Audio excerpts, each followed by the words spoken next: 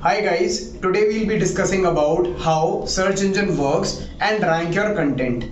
Well, search engines working involves three processes. First, crawling, second, indexing, and third, ranking.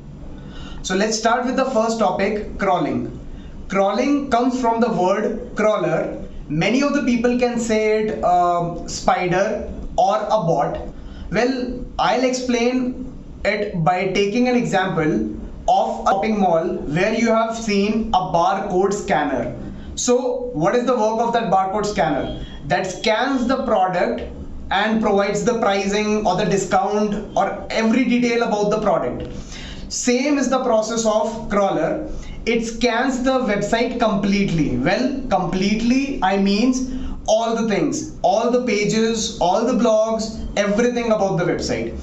After scanning all the data from that website, it will take it to search engine library where the process of indexing begins. That we'll be covering in the next video.